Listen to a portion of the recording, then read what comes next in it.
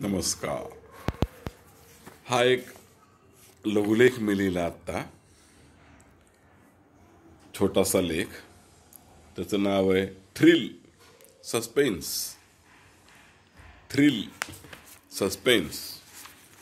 तर तो लेख आपणास वाचून दाखवतो.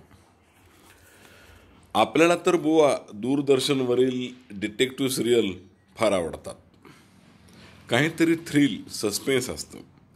खून कोणी केला ते शेवटीच कळतं, तोपर्यंत नाही. आता यातील काही मालिका संपल्या किंवा बंद झाल्या असतील, पण त्या पुन्हा पुन्हा पाहाव्या वाटतात, हो ना.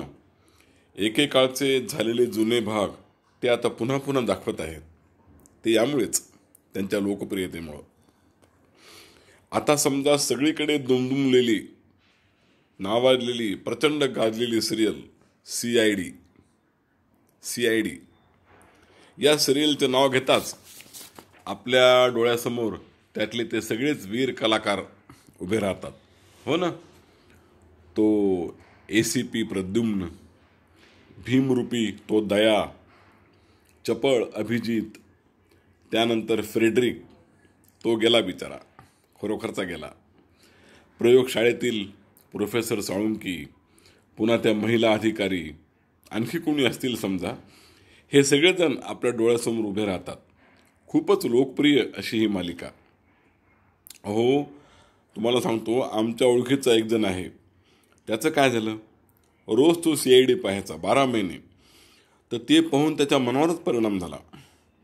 तो एकदा रात्री झोपेतच मोठ्याने ओरडला, कुछ तो गडबड है अभिजित, कुछ तो गडबड है. हे ऐकून त्याची बायको पोराने त्याला हालून उठला, संपली CID सिरियल, झोपा आता गुपचूप. मग त्याला कळालं की आपण स्वप्नात पाहिलं. म्हणजे अति TV पाहण्याचा हा परिणाम. त्याचप्रमाणे इतरही काही मालिका, तुमची ती अदालत, त्यातला तो KD पाठक, पुन्हा व्योमकेश बक्षी, त्यातला तो उंच हँडसम हिरो डिटेक्टिव्ह, या अशा मालिका खरंच पुन्हा पुन्हा पाहाव्याशा वाटतात.